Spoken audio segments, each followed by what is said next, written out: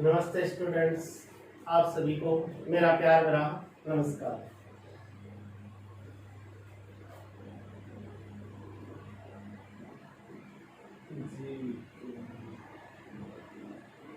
देखो, पिछले वीडियो में अपन क्या पढ़ रहे थे? अलैंगिक जनन के बारे में पढ़ रहे थे।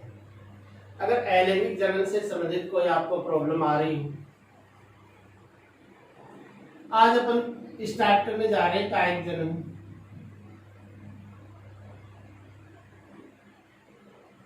या इसे कायिक प्रवर्धन भी बोलते हैं।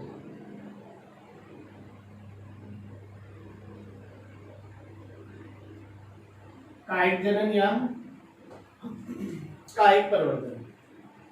देखो, कायिक जनन क्या होता है, कायिक प्रवर्धन क्या होता है, इन सभी को आप डेली लाइफ में अपन रोज देखते हैं। उदाहरण जैसे बारिश का अभी मौसम है, थोड़े दिन बाद बारिश होने वाली है।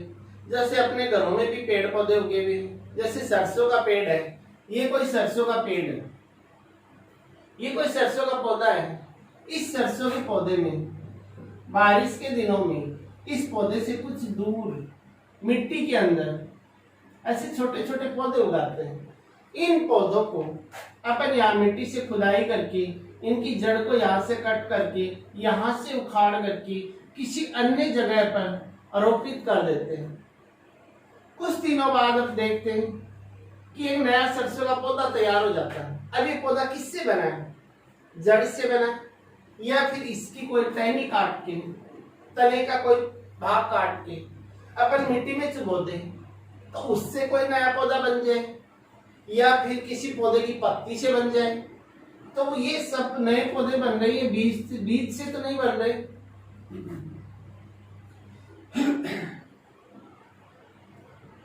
इन सब पौधों का निर्माण बीज से नहीं हो रहा है। तो ये अपन जो रोज प्रतिक्रिया देखते हैं, बारिश के दिनों में नए नए पौधे उगाते हैं, वो सब क्या है? कायिक जननी है।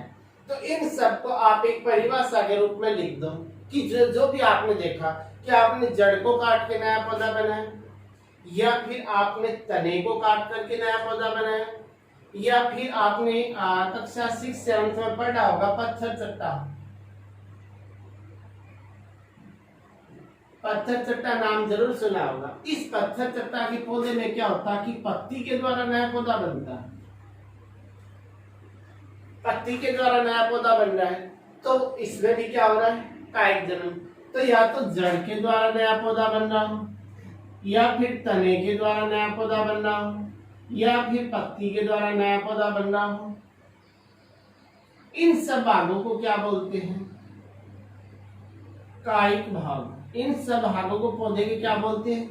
कायिक भाग बोलते हैं। और बीज के द्वारा नहीं बन रहा हो तो वो क्रिया क्या है?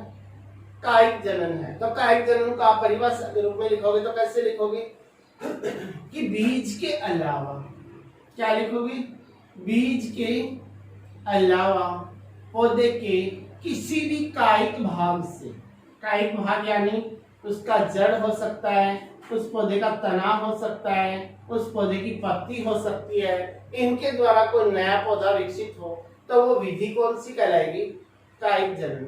अच्छा, ऐसे ही अपन ने अलैंगिक जनन में भी पढ़ा था। इसमें कोई दो जनक भाग ले रहे हैं क्या? नहीं ले रहे, एक ही जनक भाग ले रहा, एक ही पौधे से नया बन रहा है।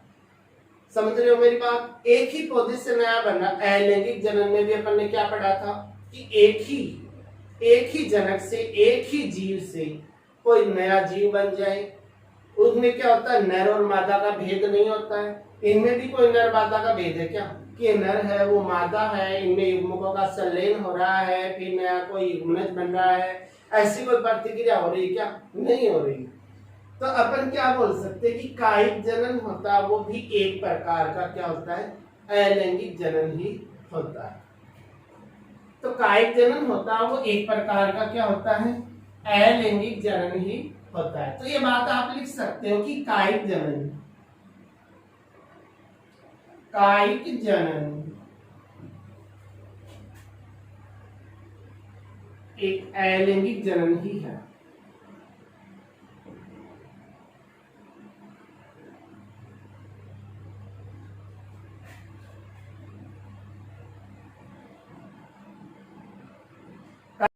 देखो कायिक जनन के बारे में अगर अपन परिभाषा के रूप में लिखेंगे तो क्या लिखेंगे कि पौधे का बीज अपने को काम में नहीं लेना है।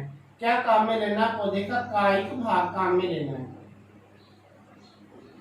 तो आप परिभाषा में ऐसा का ऐसा लिख दोगे कि बीज को काम में नहीं लिया जाए, पौधे के कायिक भाग को काम में लिया जाए, उससे एक नया पौधा बनाया जाए, तो वो विधि क्या कहलाएगी? कायिक जनन। तो अपन क्या लिखेंगे? बीज के अलावा, क्या लिखोगे? बीज के अलावा पौधे के अन्य किसी कायिक भाग से,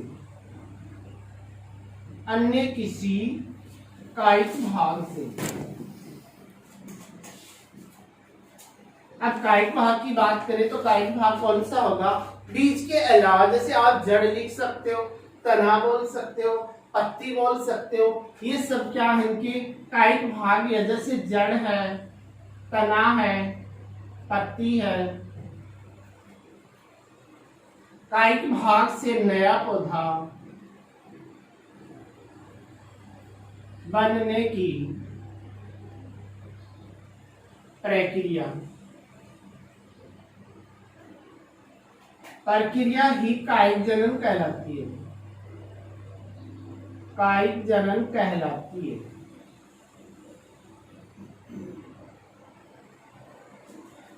आपसे पूछा जाए कि कायिक जनन क्या, आप लिख सकते हो कि बीज को यूज में नहीं लेना है, कायिक भाग को ही काम में लेना है। तो आप क्या लिखोगे? बीज के अलावा पौधे का कोई भी कायिक भाग, जैसे जड़ ले सकते हो, तना ले सकते हो, पत्ती ले सकते हो, उसके द्वारा कोई नया पौधा विकसित हो, वो तो क्या कहलाएगा?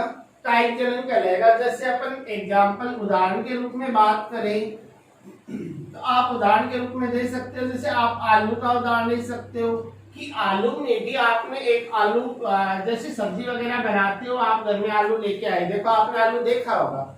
जैसे ये आलू होता है अनुकूल वातावरण, इसमें जगह जगह पे इस प्रकार से छोटी छोटी कलिकाएं निकल आती है। इनको आलू की आंख भी बोलते हैं। क्या बोलते हैं? आलू की आंख भी बोलते हैं। आंख बोल सकते हो या फिर कलिका बोल सकते हो। एक आलू में जितनी आंख या जितनी कलिकाएं होती है, उतने टुकड़े काट के उस आलू से उतने ही नए आलू पैदा किए जा सकते हैं। जैसे यहाँ पे एक आंख युक्त भाग है, इसको यहाँ से कट कर लिया, एक पीस हो गया, यहाँ से कट कर लिया, दूसरा टुकड़ा हो गया, यहाँ से कट कर लिया, तीसरा टुकड़ा हो गया, इसको कट कर लिया, इसको कट कर लिया। इस प्रकार से प्रत्येक टुकड़े को अपन मिट्टी के अंदर चुबो दिया जाए, मिट्टी में दबा दिया जाए, तो प्रत्येक टुकड़े से क्या होगा? नया आलू का पौधा तैयार हो जाएगा। तो अपना जो आलू होता है उसमें भी क्या होता है? कायिक जनन ही होता है। जैसे ये जो आलू अपन काम में ले रहे हैं, ये आलू का कौन सा भाग होता है? ये आलू का होता है तना, जिसको कंद बोलते हैं। क्या बोलते हैं? कंद। ये आलू का तना होता है। जैसे अपने अदरक की बात करें तो अदरक का कोई बीज होता है क्या? नहीं होता। जैसे अपन अदरक की बात करें तो अदरक में भी कायिक जनन विधि द्वारा ही जनन होगा। जैसे अदरक की बात करें तो इसमें परकंद, जैसे आप और भी कोई उदाहरण दे सकते हो, पत्थर चट्टा,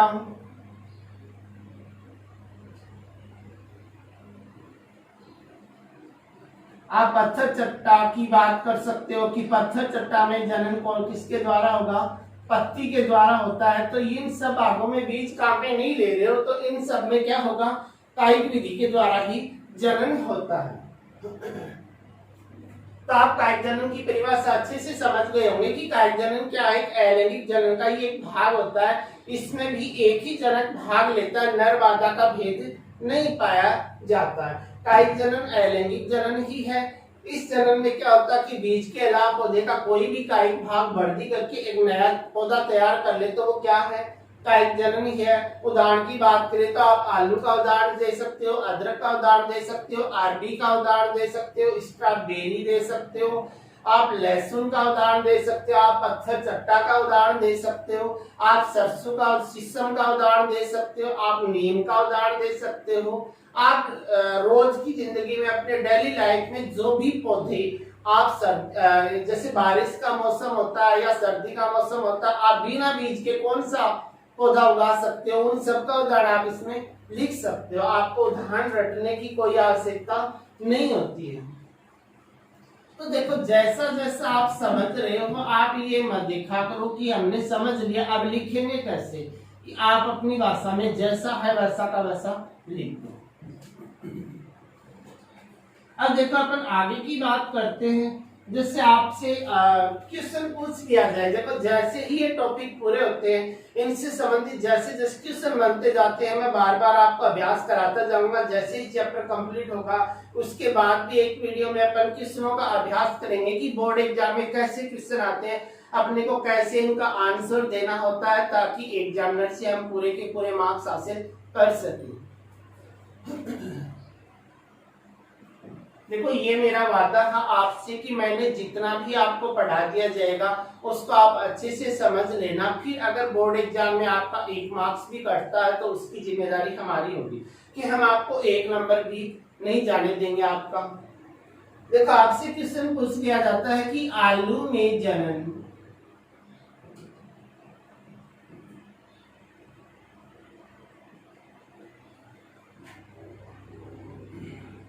आलू में जनन को समझाइए।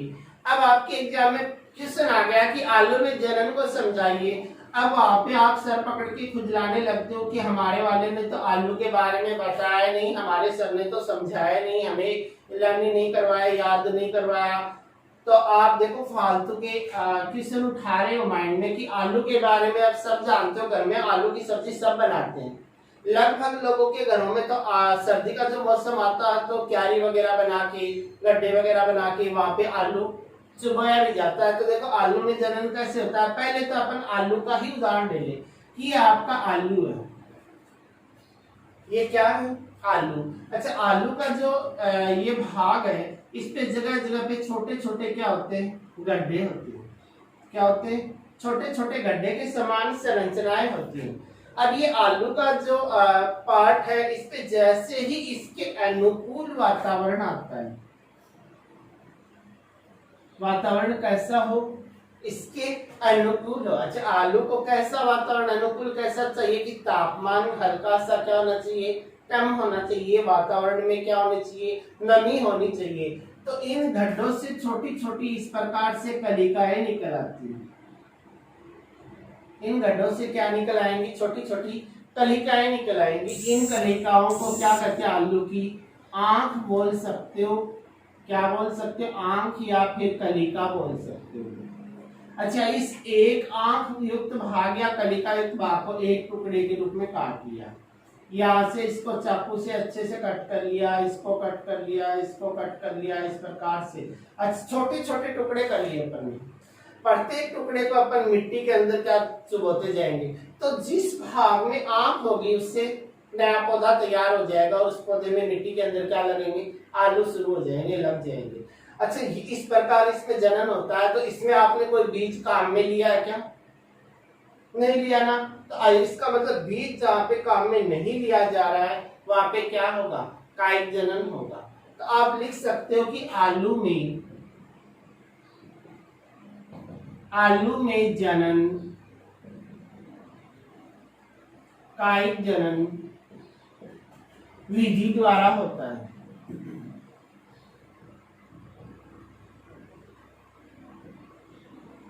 क्या लिख सकते हो कि आलू में जनन कौन सी विधि द्वारा होता है, कायिक जनन विधि द्वारा। दूसरी बात ये कि आप ये जो आलू वगैरह खाने में यूज में ले रहे हो वो आलू का कौन सा भाग होता है, आलू का तना होता है और इसको बोलते हैं कंद। क्या बोलते हैं, कंद बोलते हैं। कि आलू का तना अपन खाने में यूज में लेते हैं। आपसे पूछ लिया जाए कि आलू का कौन सा भाग खाने में काम में लिया जाता है, तो आलू का तना काम में लिया जाता है। वो कैसा तना होगा, आप क्या बोल सकते हो कि आलू में कायिक जनन किसके द्वारा होता है, कंद के द्वारा होता है। किसके द्वारा होगा, कंद के द्वारा। तो आलू के जो ये आलू का जो पार्ट है इसमें छोटे छोटे गड्ढे होते हैं, इनमें कलिकाएं होते हैं, इनको आँख या क्या बोलते हैं, कलिकाएं बोलते हैं। तो आप इस ऐसा का ऐसा आप लिख सकते हो कि जैसे ही वातावरण अनुकूल होता है,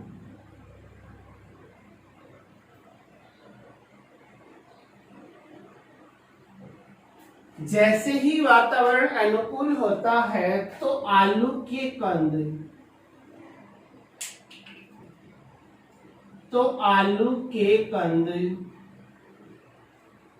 पर छोटी छोटी आंख के समान आंख या कलिका निकल आती है।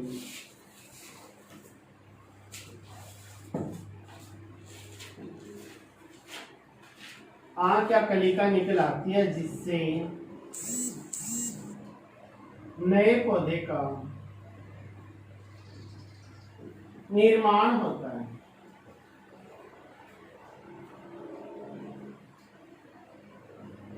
तो ये आलू में हो गया जनन। देखो आप क्या लिखोगे कि आलू क्या है, कि आलू आपसे पूछा जाए कि आलू का कौन सा भाग खाने योग्य होता है, तो आलू का तना वाला भाग होता है वो खाने योग्य होता है, उसको क्या बोलते हैं, आलू के तने को कंद बोला जाता है। तो आप क्या बोलोगे कि आलू में जनन कौन सी विधि द्वारा होता है, कायिक जनन विधि द्वारा होता है। अच्छा, आलू में जनन की प्रक्रिया समझाने के बारे में पूछे तो आप क्या लिखोगे कि आलू जो होता है उस पर छोटे छोटे गड्ढे के समान संरचनाएं होती हैं। जब अनुकूल वातावरण आता है तो इन गड्ढों से आंख या कलिका का निर्माण होता है और वो कलिका धीरे धीरे वृद्धि करके एक नए पौधे का निर्माण कर लेती है। इस प्रकार आलू में जनन की क्रिया होती है।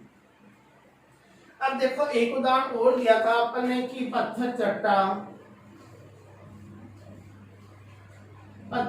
का नाम भी सुना होगा आपने। तो पत्थर चट्टा में जनन होता है पत्ती के द्वारा। अब देखो कैसे होगा, आपसे क्वेश्चन पूछ लिया जाए कि पत्थर चट्टा में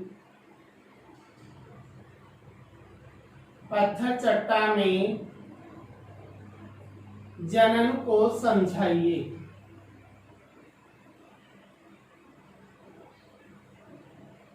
पत्थर चट्टा में जनन को समझाइए। तो देखो पत्थर चट्टा में जनन कैसे होता है पहले मैं आपको समझा देता हूँ, उसके बाद बताता हूँ कि कैसे लिखोगे। देखो पत्थर चट्टा एक लीफ बना लोगे आप कैसे भी।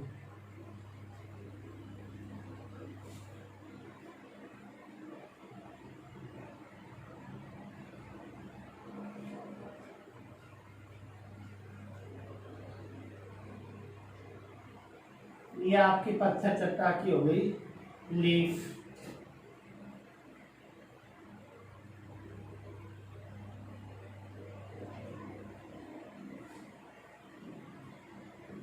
ये पत्थर चट्टा की लीफ पत्ती है, देखो इसमें जनन कैसे होगा, जैसे ये पत्ती है इसके ऊपर ये छोटे छोटे गड्ढे के समान ये संरचनाएं, ये वाली संरचनाएं जब वातावरण इनके अनुकूल होता है तो इन गड्ढों में छोटी छोटी कलिकाएं निकल आती है। इस प्रकार छोटी छोटी कलिकाएं निकल आती है और इनसे नीचे की ओर क्या होती है, जड़ों का निर्माण हो जाता है। इस प्रकार से ऐसे छोटी छोटी कलिकाएं निकल आएंगी और जब इस कलिकाओं में जड़ों का निर्माण हो जाएगा तो ये कलिका यहाँ से टूट कर क्या हो जाएगी, अलग हो जाएगी और मात्र पौधे से क्या होगी, नीचे गिर जाएगी। और नीचे गिरने के बाद भूमि में इनकी जड़ें होती है वो भूमि में स्थापित हो जाएंगी और ये क्या कर लेगा, एक नए पत्थर चट्टा के पौधे का निर्माण कर लेगा। समझ रहे हो मेरी बात। तो आप क्या लिखोगे कि पत्थर चट्टा में जनन कौन सी विधि द्वारा होता है, कायिक जनन विधि द्वारा। तो पत्थर चट्टा में जनन होता है, कायिक जनन होता है। समझ रहे हो मेरी बात कि पत्थर चट्टा में जनन होता है कायिक जनन। अच्छा, पत्थर चट्टा में जनन कौन से भाग में होता है, तो आप क्या बोलोगे, पत्ती वाले भाग में। कौन से भाग में होता है, पत्ती वाले भाग में होता है। अब इसके बारे में आप लिखोगे कैसे कि पत्थर चट्टा में कायिक जनन होता है, पत्थर चट्टा में जनन पत्ती द्वारा होता है। कि पत्थर चट्टा की जो पत्तियां होती हैं उन पर गड्ढों के समान क्या होती है, संरचनाएं पाई जाती है। उन गड्ढों के अंदर अनुकूल वातावरण में छोटी छोटी कलिकाएं निकल आती है और इन कलिकाओं से नीचे की ओर जड़ों का निर्माण हो जाता है। ये कलिकाएं जड़ बनने के बाद इस पत्ती से टूट करके नीचे की ओर गिर जाती हैं और नीचे गिरने के बाद इनकी जड़ें होती हैं वो भूमि में स्थापित हो जाती हैं और एक नए पत्थर चट्टा के पौधे का निर्माण हो जाता है। समझ रहे हो मेरी बात? तो आप क्या लिखोगे कि पत्थर चट्टा में जनन होता है कायिक जनन विधि द्वारा। पत्थर चट्टा में जनन कौन से भाग में होगा? पत्ती वाले भाग में। पत्थर चट्टा की पत्ती पर क्या पाए जाते हैं? छोटे छोटे गड्ढे पाए जाते हैं, इनमें कलिकाओं का निर्माण हो जाता है। इन कलिकाओं में नीचे की ओर जड़ें निकल आती हैं। ये कलिकाएं जड़ बनने के बाद इस पत्ती से टूटकर नीचे गिर जाती हैं और नीचे गिरने के बाद ये भूमि में स्थापित हो जाती हैं, तो इनमें पत्थर चट्टा के पौधे का निर्माण कर लेते हैं। इस प्रकार पत्थर चट्टा में जनन होता है। समझ रहे हो मेरी बात? तो अपन ने क्या पढ़ा कि कायिक जनन क्या है, कि कायिक जनन एक अलैंगिक जनन की ही विधि है। इसमें क्या होता है कि कायिक जनन में बीज के अलावा पौधे का कोई भी कायिक भाग, जैसे जड़ तना पत्ती, कोई भी कायिक भाग एक नए पौधे का निर्माण कर ले तो वो क्या है, कायिक जनन कर लेगा। कौन से पौधों में मिलता है? जैसे आपका आलू है, अदरक है, शकरकंद है, आपका पत्थर चट्टा है। आप गुलाब का भी उदाहरण दे सकते हो, गुलाब में भी होता है। उसकी टहनी को काट करके चुबो दिया जाए, नया गुलाब का पौधा बन जाता है, तो गुलाब में भी पाया जाता है। आपका ये जो चमेली का पौधा होता है उसमें भी होता है। तो इन सब पौधों में कौन सी विधि द्वारा जनन होता है? कायिक जनन विधि द्वारा। आपका स्ट्रॉबेरी है, लहसुन है, इन सब में कायिक जनन विधि द्वारा जनन होता है। अभी अपने को इससे भी ज्यादा इम्पोर्टेंट ये है कि अपने को क्वेश्चन यहाँ से ज्यादा पूछा जाता है कि आलू में कौन सा भाग जनन करता है, अदरक का कौन सा भाग जनन करता है, लहसुन का कौन सा भाग जनन करता है। उन पार्टों के नाम याद होने चाहिए। तो देखो इस कायिक जनन में अपन आगे की ओर बढ़ते हैं तो कायिक जनन होता है वो दो प्रकार से होता है।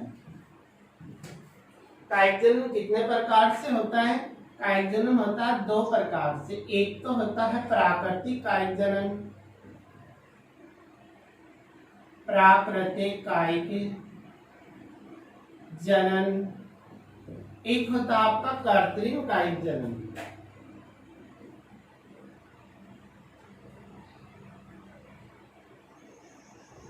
एक तो होता है प्राकृतिक कायिक जनन और एक होता है कृत्रिम कायिक जनन। देखो प्राकृतिक कायिक जनन, प्राकृतिक का मतलब प्रकृति यानी अपने आप होने वाला, और कृत्रिम का अर्थ होता है मानव निर्मित की मनुष्य ने अपनी कोई तकनीकी, अपनी कोई विधि यूज में ली हो। जैसे आप इनके बारे में जैसे आप पढ़ चुके होंगे पिछले सत्र में कि टिला दाव विधि है, रोपण है, कलिका रोपण है, वायु दाव विधि है। वो जो विधियां आती है वो सारी की सारी किसमें आती है? कृत्रिम कायिक जनन में। अब इन विधियों के बारे में अपन नहीं पढ़ेंगे क्योंकि अपने सिलेबस में नहीं दी हुई है, केवल और केवल इन विधियों के अपने को उदाहरण पढ़ने हैं।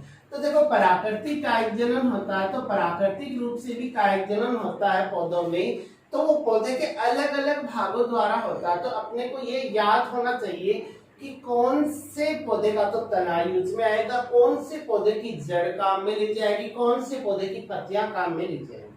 देखो प्राकृतिक कायिक जनन होता है वो प्राकृतिक रूप से होने वाला कायिक जनन क्या होगा? प्राकृतिक कायिक जनन होता है वो प्राकृतिक कायिक जनन के अंदर पौधे के अलग अलग भागों में, पौधे के अलग अलग भागों से नए पौधे बनते हैं। जैसे अपन पहला उदाहरण ने अपने को पूछे कि तने द्वारा कायिक जनन, क्या पूछ लिया जाए कि तने द्वारा कायिक जनन कौन से पौधे में होता है? तो अपन क्या बोलेंगे कि पौधे का तना, पहले अपन जड़ के बारे में पढ़ लेते हैं, सॉरी जड़ रह गई ना। अच्छा जड़ के बारे में पढ़े कि जड़ द्वारा कायिक प्रवर्धन कौन से पौधे में होता है? तो अपन क्या बोले कि किसी भी पौधे की या पौधे की जड़ें वृद्धि करके एक नए पर्रो है यानी तने का निर्माण करके एक नया पौधा विकसित कर ले तो वो क्या होगा, तने द्वारा कायिक जनन होगा। क्या बोले, जड़ द्वारा कायिक जनन। क्या बोलेंगे कि पौधे की जड़ें वृद्धि करके, पौधे की जड़ें वृद्धि करके एक पर्रोह का निर्माण कर ले, या फिर अपन ये बोल सकते हैं तने का निर्माण कर ले या कलिका का निर्माण कर ले, और वो पर्रोह है क्या करे, वृद्धि करके नए पौधे का निर्माण कर ले तो वो क्या होगा, जड़ द्वारा कायिक जनन होगा। क्या बोलोगे कि जड़ द्वारा कायिक जनन का मतलब जड़ ही कोई नए तने या पर्रों या कलिका का निर्माण करके नया पौधा बना ले तो वो क्या होगा, जड़ द्वारा कायिक जनन। देखो आपने कोई नहीं पूछता कि जड़ द्वारा कायिक जनन क्या, आपने को पूछा जाता उदाहरण। जैसे अपन डेली लाइफ में कोई भी उदाहरण ले, जैसे अपने घर में शीशम का पेड़ खड़ा, अगर शीशम की जड़ को अपन काट करके गीली मिट्टी में चुभोए लंबे टाइम तक 10-15 दिन तक उसको लगातार पानी दिया जाए तो शीशम की जो जड़ होती है वो नए शीशम के पौधे का क्या कर लेती है, निर्माण कर लेती है। तो शीशम की जड़ के द्वारा क्या हो रहा है, कायिक जनन हो रहा है। और भी अपन उदाहरण ले सकते हैं, जैसे आप शकरकंद, अगर अपन शकरकंद का शकरकंद जैसे अपन शकरकंदी बोलते हैं अपनी भाषा में, तो उस शकरकंद में भी किसके द्वारा जनन होता है, जड़ के द्वारा जनन होता है। या आप नीम का भी उदाहरण दे सकते हो कि उनमें भी किसके द्वारा जनन होता है, जड़ के द्वारा जनन होता है। अच्छा अपन दूसरी बात करें तने द्वारा, तो तने द्वारा कायिक जनन के तो काफी उदाहरण पढ़े। अभी अभी अपन ने पढ़ा कि अच्छा तने द्वारा कायिक जनन क्या होगा, आपने को लिखना हो तो क्या बोले कि पौधे का तना वृद्धि करके नीचे की ओर जड़ों का निर्माण करे, ऊपर की ओर नए तने की वृद्धि करे और नया पौधा निर्माण कर ले तो वो क्या होगा, तने द्वारा कायिक जनन होगा। मतलब ये फालतू की बकवास, ये परिभाषा कोई नहीं पूछता, और पूछ भी ले तो अपन लिख सकते हैं कि पौधे के तने को काट करके और गीली मिट्टी में चुबा दिया जाए, उससे नई जड़ों का निर्माण हो और पर्रों का निर्माण हो जाए, उससे जो नया पौधा विकसित हो रहा है तो वो विधि क्या होगी, तने द्वारा कायिक जनन होगा। अच्छा अपने को इसके जो उदाहरण होते हैं वो वेरी वेरी क्या होते हैं, इम्पोर्टेंट होते हैं। ऐसे सीधा कोई नहीं पूछता, आपसे पूछा जाता है कि आलू में कौन सा भाग करता है, अदरक का कौन सा भाग करता है, लहसुन का कौन सा भाग करता है, तो आप क्या बोलोगे, जैसे आलू है, आलू का कौन सा भाग, आलू का अभी बताया था आपको कि आलू का खाने योग्य भाग होता है उसका तना होता है, तो आलू का तने को क्या बोलते हैं, कंद बोलते हैं। तो आप बोलोगे कि आलू का कौन सा भाग जनन करेगा, कंद करेगा। अगर अपन अदरक की बात करें तो अदरक को उसको बोलते हैं परकंद, इसके तने को क्या बोलते हैं, परकंद बोलते हैं। अगर अपन लहसुन की बात करें, लहसुन, अगर लहसुन की बात करें तो उसको बोलते हैं सलकंद, क्या बोलते हैं, सलकंद। अगर अपन अरबी की बात करें तो उसे बोलते हैं घनकंद, सॉरी अरबी।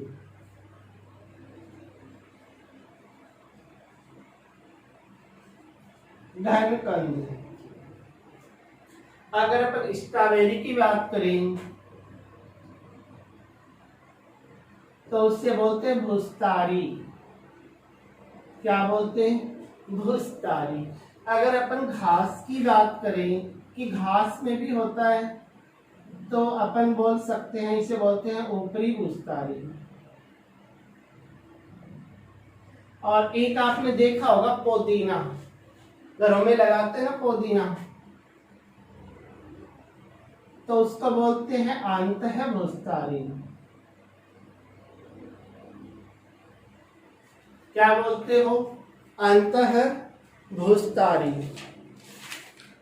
तो इस प्रकार अपन ने पढ़ लिया कि तने द्वारा कायिक जनन के बारे में अपने को पूछे तो अपन क्या बोलेंगे कि पौधे का तना मतलब जड़ों द्वारा और नए पर्रों का निर्माण करके नए पौधे को विकसित कर ले तो वो क्या होगा, तने द्वारा कायिक जनन होगा। तने द्वारा किन किन से पौधे में होता है तो अपन क्या बोलेंगे, आलू, आलू का कौन सा भाग होगा, कंद होगा। अदरक का परकंद होगा। आपका लहसुन है उसका सलकंद बोलते हैं, उसे अरबी को बोलते हैं घनकंद बोला जाता है। आपका जो स्ट्रॉबेरी है उसे भुस्तारी बोलते हैं।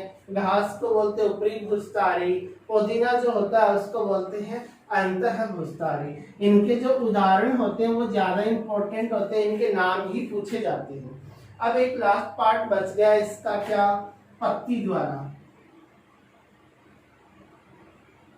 पत्ती द्वारा कायिक जनन। तो अपन क्या बोलेंगे? पत्ती द्वारा कि पौधे की पत्ती के द्वारा नई कलिका विकसित होकर नए पौधे का निर्माण कर ले, कि पौधे की पत्ती के ऊपर कोई कलिका विकसित हो जाए और वो कलिका वृद्धि करके कोई नए पौधे का निर्माण कर ले, तो वो क्या होगा? पत्ती द्वारा होगा। जैसे अपन उदाहरण की बात करें, पत्ती के अंदर उदाहरण की बात करें, तो अभी अभी अपन पढ़ा था कि पत्थर चट्टा।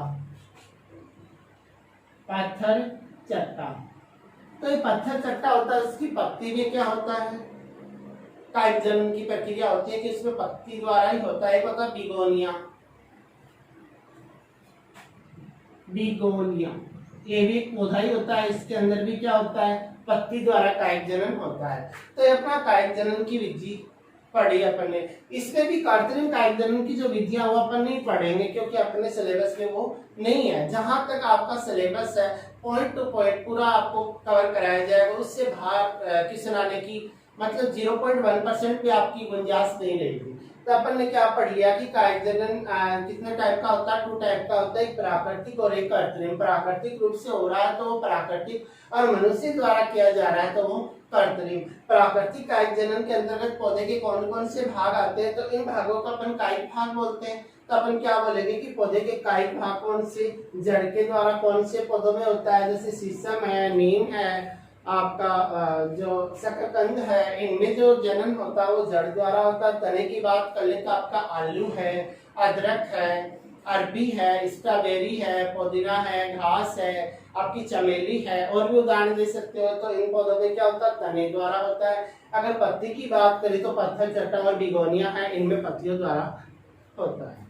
तो ये अपन ने पढ़ लिया, कायिक जनन की परिभाषा को पढ़ लिया अपन ने, और कायिक जनन कितने प्रकार का होता है वो पढ़ लिया। कायिक जनन कैसे होता है उनके उदाहरण पढ़ लिए। अब देखो कि कायिक जनन के बारे में पढ़ा है, तो देखो कोई भी टॉपिक आप पढ़ते हो, जैसे आप किसी मनुष्य की बात कर लो, तो उस मनुष्य में आपको समाज के अंदर हजारों आदमी ऐसे मिल जाएंगे जो उसमें कमी निकालने वाले होंगे, और इतने लोग ही आपको वो भी मिल जाएंगे, बहुत ही कम लोग मिलते हैं वैसे तो, कि जो उनकी प्रशंसा करने वाले होते हैं। तो हर एक चीज में कमी भी नजर आती है और हर एक चीज में आपको प्रशंसा भी नजर आती है। तो इसके अंतर्गत आपको लाभ भी नजर आना चाहिए और इसके अंतर्गत आपको हानि भी नजर आनी चाहिए। तो देखो अपन पढ़ रहे कि कायिक जो जनन होता है, प्राकृतिक कायिक जनन होता है, उस प्राकृतिक कायिक जनन, जो आपका प्राकृतिक कायिक जनन होता है, जो प्राकृतिक कायिक जनन होता है उसका लाभ क्या होता है? देखो एक बात तो मैं आपको ये बता दूं कि जैसे आपने केला को देखा होगा, केला खाया भी होगा और उसकी छिलके के ऊपर काफी बार फिसल फिसल के गिरे भी होंगे। अगर अपन अंगूर की बात करें, अगर अपन चमेली की बात करें, संतरा की बात करें कि संतरा की भी कुछ प्रजातियां होती है जिनमें बीज नहीं होते हैं। जैसे केला है, तो केला के बीज आपने कभी देखा है? नहीं देखा। अंगूर का भी नहीं देखा, चमेली वगैरह है। संतरा में तो कुछ प्रजातियों में बीज देखने को मिल जाता है, लेकिन बहुत सी प्रजातियां होती है जिनमें संतरा में भी बीज नहीं होता। अब ये जो पौधे होते हैं, इन पौधों में क्या नहीं पाया जाता? बीज नहीं पाया जाता। और भी बहुत से उदाहरण, इन पौधों में क्या नहीं होता? बीज नहीं होता। अब इन पौधों में अगर बीज नहीं होगा तो फिर नया पौधा कैसे बनेगा? अगर बीज ही नहीं है तो बीज के द्वारा, अंकुरण द्वारा ही नया पौधा बनता है। बीज ही नहीं है तो या तो इनकी जड़ के द्वारा होगा, या फिर इनकी तने द्वारा होगा, या फिर पत्ती द्वारा होगा। तो ये क्या है? इनका लाभ है कि अपन इनके बीज के भरोसे बैठे रहे कि केला का बीज आएगा, तब अपन उन बीज को चुभाएंगे तो उसका अंकुरण होकर नया केला का पौधा तैयार होगा, फिर हमें केला मिलेगा। तो आप शायद इंतजार करते रह जाओगे कि केले का बीज आपको नहीं मिलने वाला। समझ रहे हो मेरी बात? तो अपन क्या बोले कि ये जो पौधे होते हैं वो बीज रहित होते हैं। तो फिर इन बीज रहित पौधों में जनन तो उसका अस्तित्व बनाने के लिए होता है। तो अगर इनमें जनन की क्रिया ही नहीं होगी तो आने वाले भविष्य में इनका क्या होगा? अस्तित्व ही खत्म हो जाएगा। तो अपन क्या करें? इनमें जनन कौन सी विधि द्वारा करवा सकते हो? कायिक जनन द्वारा। तो अपन पहला लाभ तो अपने को क्या होता है कि वे पौधे जिनमें बीज नहीं पाए जाते। क्या बोल सकते हो कि बीज रहित पौधे, या फिर ऐसे बोल सकते हो कि वे पौधे जिनमें बीज नहीं पाए जाते, उन पौधों में जनन करवाने के लिए कायिक जनन क्या है कि श्रेष्ठ विधि होती है। समझ रहे हो मेरी बात? जैसे आप उदाहरण के लिए लिख सकते हो कि केला है, अंगूर है, चमेली है, आपका संतरा है, ये सब लिख सकते हो। दूसरी बात ये कि एक तो आपने कोई भी पौधे का बीज चुभोया, क्या चुभोया? बीज। और एक आपने उसकी जड़ चुभोई या फिर उसका तना चुभोया, उसके द्वारा पौधा बनाया। तो बीज के द्वारा होगा तो बीज को तो अंकुरित होने में लग जाएगा 3-4 रोज का समय, तो उसके बाद वो अंकुरित होगा, उसके बाद वो कलिका निकलेगी, कलिका धीरे धीरे वृद्धि करेगी, काफी समय बाद उसमें पुष्प निकलेंगे, पुष्पों से फल बनेगा, फिर बीज बनेंगे, फिर अपन नया पौधा बनाएंगे। तो उसमें लंबी प्रोसेस चलती है। अगर अपन सीधा ही जड़िया तने को चुभो दे तो वो जड़िया तना सीधा ही वृद्धि करके और उसमें पुष्पन और फल भी जल्दी ही आ जाते हैं। तो अपन बोल सकते हैं कि बीज द्वारा जनन की अपेक्षा तने के द्वारा जो जनन के द्वारा नया पौधा विकसित होता है, उस पौधे में क्या होगा? पुष्पन भी जल्दी होगा और फल भी क्या आएंगे? जल्दी लगेंगे। कि पुष्पन की क्रिया भी जल्दी होगी और फल भी जल्दी लगेंगे। तो दूसरा लाभ ये हो गया अपने को। अगर अपन को तीसरा लाभ भी देखना चाहें तो देखो, शीशम का पौधा था, उसी पौधे की जड़ को या उसी पौधे के तने को काट के अपन ने दूसरी जगह चुभो दिया। जैसे ये कोई शीशम का पौधा था, ये शीशम का पौधा आपका, इसकी जड़ को काट करके अपन ने यहाँ पर चुभो दिया। अब इससे जो शीशम का पौधा होगा वो सेम अपने जनक के क्या होगा? समान गुणों वाला होगा। समझ रहे मेरी बात? तो आनुवांशिक रूप से भी समानता देखने को इनमें मिल जाती है। तो आप क्या बोलोगे कि मतलब इसमें जो गुण थे वही गुण इसमें आएंगे, इसका मतलब जनकों के गुण पीढ़ी दर पीढ़ी समान बने रहते हैं। अगर बीज के द्वारा होगा तो गुणों में या तो वृद्धि होगी या फिर कमी होगी। तो तीसरा अपन लाभ क्या दे सकते हैं कि कायिक जनन के द्वारा विकसित होने वाले पौधे आनुवांशिक रूप से भी अपने जनक पौधे के क्या होते हैं? समान गुणों वाले ही होते हैं। समझ रहे हो मेरी बात? तो अपन ने क्या पढ़ लिया? कायिक जनन के लाभ पढ़ लिए। तो कायिक जनन के कौन कौन से लाभ होते हैं कि इसके द्वारा बीज रहित पौधों से नए पौधे विकसित किए जा सकते आसानी से, जैसे केला, अंगूर, चमेली, संतरा इनका। दूसरा अपन अगर लाभ देखना चाहें तो क्या बोलेंगे कि इनके द्वारा जो भी पौधा तैयार किया जाता है या पौधा विकसित होता है तो उस पौधे में पुष्पन और फल क्या आते हैं? जल्दी लगते हैं। तीसरा अपन ये देख सकते हैं कि इसका जो जनक होता है उसी के समान उनकी संतति होती है, मतलब आनुवांशिक रूप से गुणों में क्या नहीं देखने को मिलता? अंतर देखने को नहीं मिलता है। ये इसके लाभ पढ़ लिए अपन ने। अब इसकी हानि भी पढ़े। क्या पढ़ेंगे अपन? हानि।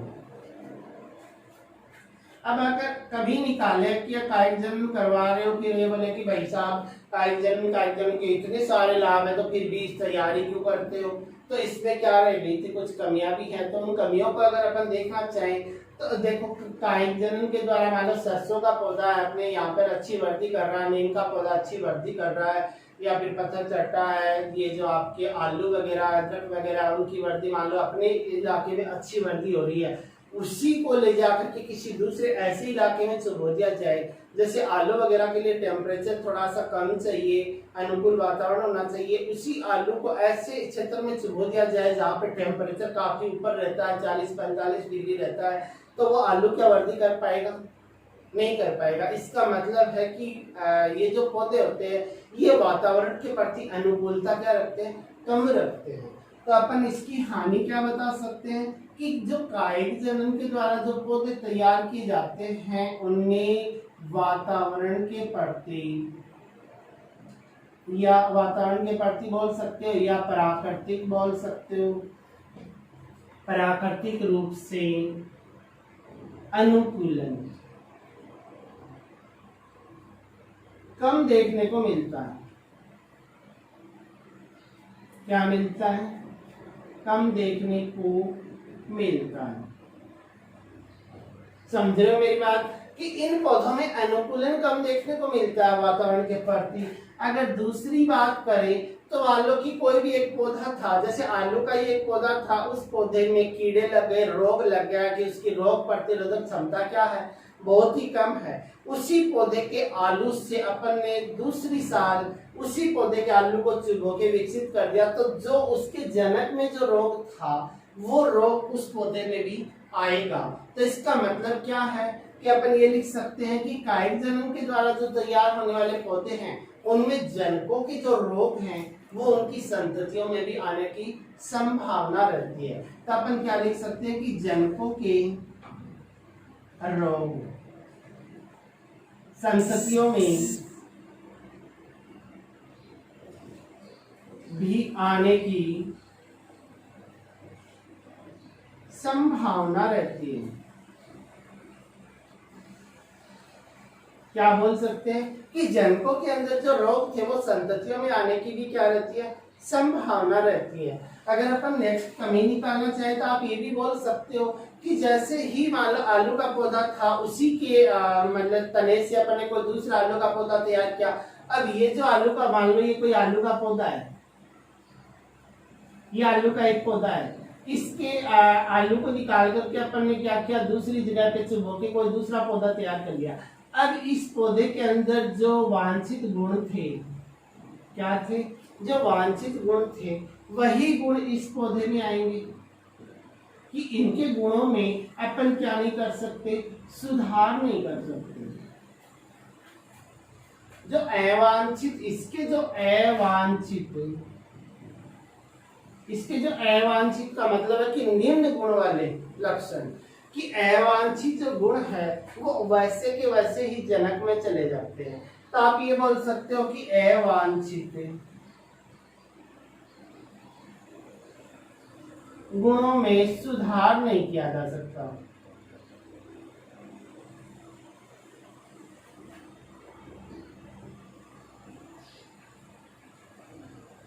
अब अवांछित गुणों में सुधार नहीं किया जा सकता, इसका मतलब आप ये भी बोल सकते हो कि वांछित गुणों को, यानी वांछित का मतलब अच्छे गुण, वांछित गुणों का समावेश नहीं किया जा सकता।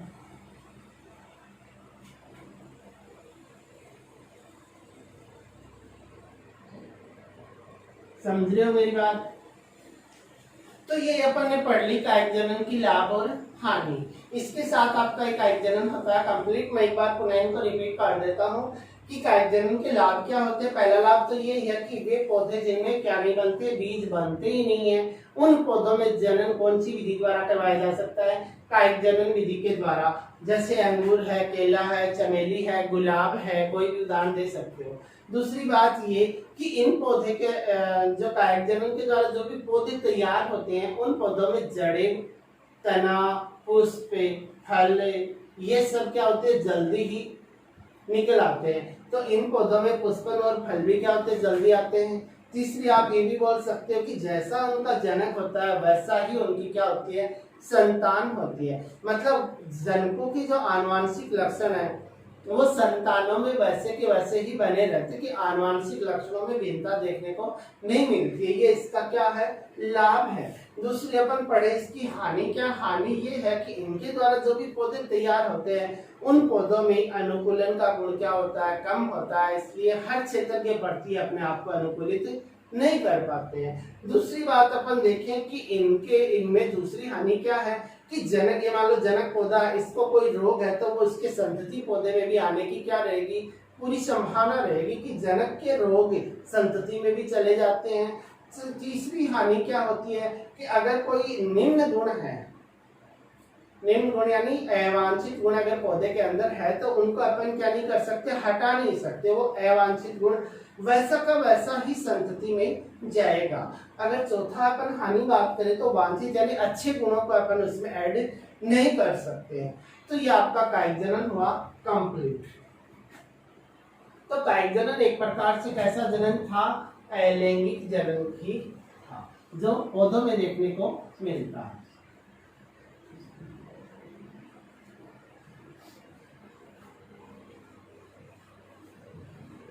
अब देखो आगे के जनन की बात करते हैं। लैंगिक जनन, अपन ने अलैंगिक जनन पढ़ लिया, उसी के अंदर अपन ने कायिक जनन पढ़ लिया, और अब पढ़ेंगे अपन लैंगिक जनन।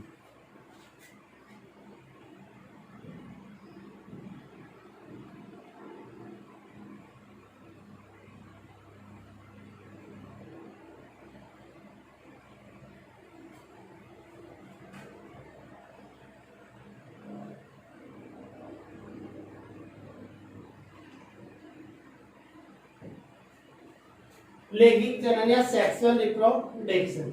देखो अपन थोड़ा सा एक उदाहरण देखें अपना, जैसे एक नर है या मादा है, जैसे अपना ही खुद का उदाहरण ले लें कि जैसे एक महिला है, एक पुरुष है। अब ये कोई महिला है, ये कोई महिला है, और ये मान लो कोई पुरुष है। ये कोई महिला है, ये कोई पुरुष है, इन दोनों की आपस में हो गई शादी। ये महिला ये पुरुष इन दोनों की आपस में शादी हो गई, दोनों में क्या हो गई, संबंध स्थापित हो गए। संबंध स्थापित होने से इस नर के जो शुक्राणु वो मादा के अंडाणु के साथ मिल गए और युग्मनज का निर्माण हो गया। और वो युग्मनज वृद्धि करके किसका निर्माण कर लेगा, शिशु का यानी नई संतान का निर्माण कर लेगा, और एक नई संतान पैदा हो गई, जैसे अपन पैदा हो गए। तो यहाँ पर जो जनन देखने को मिलता है वो जनन कौन सा होता है, लैंगिक जनन होता है। अब अपन जो प्राणी है, मनुष्य जो प्राणी है वो क्या है, उच्च कोटि का प्राणी है, एक बहुकोशिकीय प्राणी है। आप एक बहुकोशिकीय प्राणी हो, तो पहली बात तो आप ये देख सकते हो कि इस प्रकार का जो जनन होता है वो सामान्यतः है बहुकोशिकीय। बहुकोशिकीय जीवों में देखने को मिलता है। क्या बताओगे आप कि लैंगिक जो जनन होता है वो बहुकोशिकीय जीवों में देखने को मिलता है। अब दूसरी बात अपन देखें कि अपने को पूछा जाए कि लैंगिक जनन की आप परिभाषा कैसे दोगे, तो आप जैसे चैप्टर जिस दिन मैंने ये पहला वीडियो स्टार्ट किया था उसी दिन भी आपको समझाया था कि एक नर भाग होता है। कौन सा भाग होता है, नर भाग, और एक होता है मादा भाग। एक तो नर भाग होगा और एक मादा भाग होगा। जैसे आपके पापा हैं, मम्मी हैं, जैसे कोई गाय है, बछड़ा है, बकरी है, बकरा है, भैंस है, नर है, मेल है, फीमेल है, तो उनमें भी आप जोड़े के रूप में ले लो। ये नर भाग है और ये मादा भाग है। इस नर भाग में क्या हुआ, अर्धसूत्री विभाजन हुआ।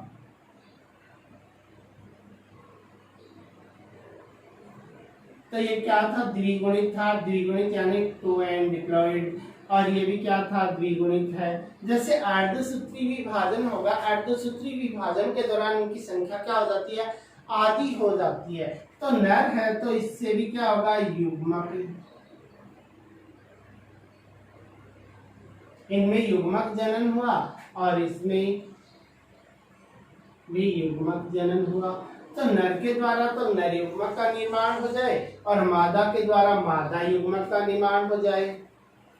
अपन सीधा इसको युग्मक जनन बोल दे तो अर्धसूत्री विभाजन के दौरान इनकी संख्या क्या हो जाएगी, आधी यानी अगुणित। तो आपसे पूछ लिया जाए युग्मक जनन कैसा होता है, अगुणित होता है, ये द्विगुणित होता है। अब देखो युग्मक जनन है, मान लो ये नर है वो मादा है, तो इसका जो शुक्राणु है उसका जो अंडाणु है उसके साथ मिल जाए, या नर युग्मक मादा युग्मक के साथ मिल जाए, तो दोनों आपस में मिल करके एक नई संरचना का निर्माण करेंगे जिसे बोलेंगे युग्मनज। क्या बोलते हैं, युग्मनज। अच्छा ये अगुणित था, ये भी अगुणित था, दोनों मिल गए तो बनने वाला क्या होगा, द्विगुणित होगा। अच्छा इसको इंग्लिश में बोलते हैं जाइगोट। अच्छा ये जाइगोट जो है आगे फिर वृद्धि करेगा और वृद्धि करके धीरे धीरे बार बार विभाजन होता रहेगा और एक नई संतान का निर्माण कर लेगा। समझ रहे हो मेरी बात। तो ये जो दोनों मिल रहे हैं इस प्रक्रिया को क्या बोलते हैं, निषेचन बोलते हैं। क्या बोलते हैं, निषेचन। की नर युग्मक और मादा युग्मक के मिलने को कहा जाता है निषेचन। तो अपने को अब इसको देख के ही अपने को परिभाषा निकालनी है कि लैंगिक जनन क्या होता है। अपने पहले वीडियो में पढ़ा था कि लैंगिक जनन में दो जनक भाग लेते, एक नर होता और एक मादा होती है। तो ये नर है, ये मादा, दो जनकों ने भाग ले लिया।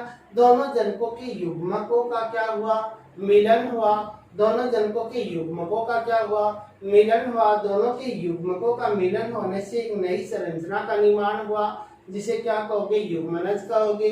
और वो युग्मनज वृद्धि करके क्या करेगा, संतान का निर्माण करेगा। तो वो क्या है, ये पूरी प्रोसेस क्या है, लैंगिक जनन है। अब इसको एक परिभाषा के रूप में कैसे लिखोगे कि लैंगिक जनन दो विपरीत लिंगी प्राणियों की, नर है मादा, दोनों के लिंग अलग अलग है, दो विपरीत लिंगी प्राणियों के युग्मकों, यहाँ पे युग्मक भी लिख सकते हो, युग्मकों क्या लिखोगे, युग्मकों, दो विपरीत लिंगी प्राणियों के युग्मकों के मिलन से, या संलयन भी बोल सकते हो, युग्मकों के मिलन से युग्मनज का निर्माण हो और वो वृद्धि करके संतान का निर्माण करें। पूरी प्रक्रिया क्या कहलाएगी, लैंगिक जनन कहलाएगी। तो लैंगिक जनन किसे कहेंगे कि जनन की वह विधि या वह प्रक्रिया जिसमें दो जनक भाग लेते हैं। यह बहुकोशिकीय जीवों में देखने को मिलता है, जिसमें दो जनक आपस में अपने युग्मकों के संलयन के द्वारा, इसका युग्मक ये है, इसका युग्मक ये आपस में मिल जाए, तो युग्मकों के संलयन के द्वारा युग्मनज बनना ही क्या कहलाता है, लैंगिक जनन। समझ रहे हो मेरी बात कि दो विपरीत लिंगी प्राणियों के युग्मकों के संलयन से या निषेचन से युग्मनज बनना ही क्या कहलाएगा, लैंगिक जनन। ये इसकी क्या हो गई परिभाषा, समझ गए। तो मनुष्य जो होता है उसमें कौन सी विधि द्वारा जनन होता है, लैंगिक जनन होता है। मनुष्य में जनन कौन सा होता है, लैंगिक विधि द्वारा जनन होता है। समझ रहे हो मेरी बात कि मनुष्य है, आपका केंचुआ है, तिलचट्टा है, ये जो प्राणी होते हैं, जो जीव होते हैं, उनमें जनन कौन सी विधि के द्वारा होता है, लैंगिक विधि के द्वारा होता है। समझ रहे हो मेरी बात। तो ये आपका लैंगिक जनन की परिभाषा पढ़ ली अपन की लैंगिक जनन बहुकोशिकीय जीवों में देखने को मिलता है कि दो विपरीत लिंगी प्राणियों ने नर और मादा के युग्मकों के संलयन से युग्मनज बनना ही क्या कहलाएगा, लैंगिक जनन कहलाएगा। फिर ये किसमें देखने को मिलता है, मनुष्य में देखने को मिलता है, केंचुआ है, तिलचट्टा है, उन सब जीवों में कौन सा जनन देखने को मिलता है, लैंगिक जनन देखने को मिलता है। अब देखो अगला पॉइंट है कि लैंगिक जनन के आधार पर जीव होते हैं वो कितने टाइप में बांटे गए हैं। ये तो अपन ने क्या पढ़ ली, लैंगिक जनन की परिभाषा पढ़ ली। अब अपन पढ़े कि लैंगिक जनन के आधार पर जीवों को दो भागों में बांटा गया है। कितने भागों में बांटा गया है, दो भागों में बांटा गया है। एक तो होते एक लिंगी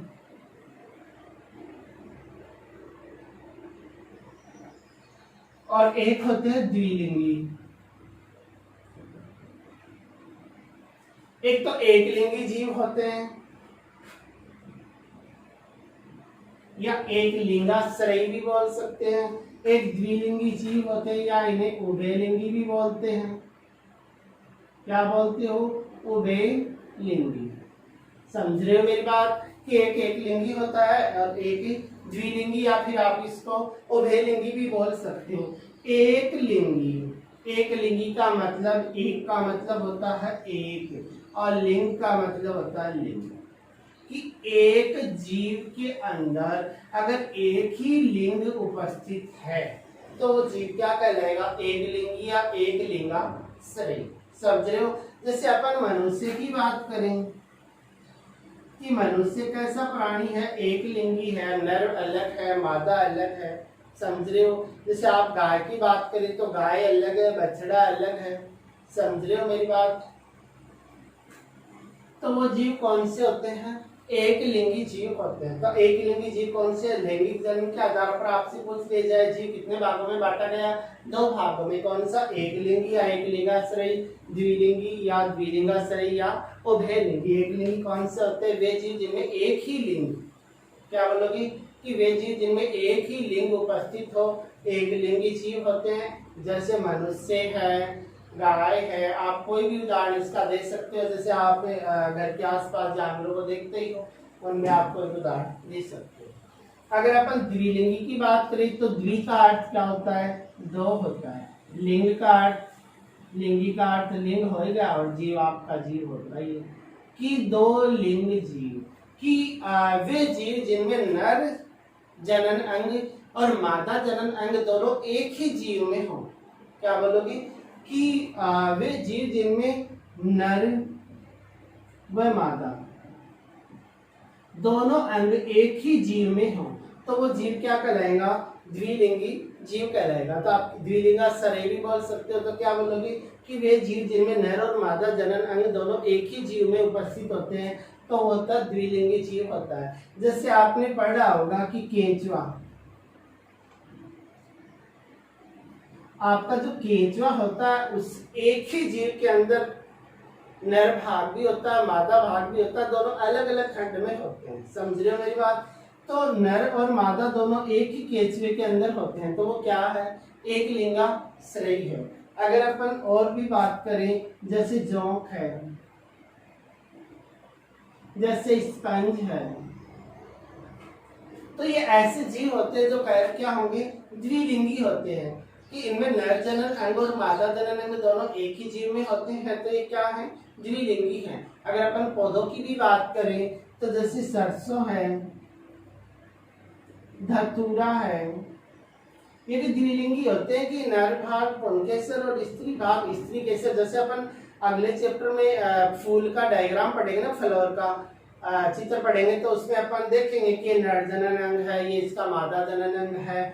तो जो आपका सरसों और धतूरा होता है उसमें या फिर और भी उदाहरण दे सकते हो, तो उनमें जो नर जनन अंग और मादा जनन अंग होते हैं एक ही फूल के अंदर होते हैं। जैसे अपन इनमें पौधों की बात करें तो जैसे पपीता है, पपीता खाते हो, जूस पिया होगा काफी बार मुंह फुला के, तो उस पपीता के अंदर भी क्या होता है? पपीता एक लिंगी होता है, उसमें नर अलग होगा और मादा क्या होगा?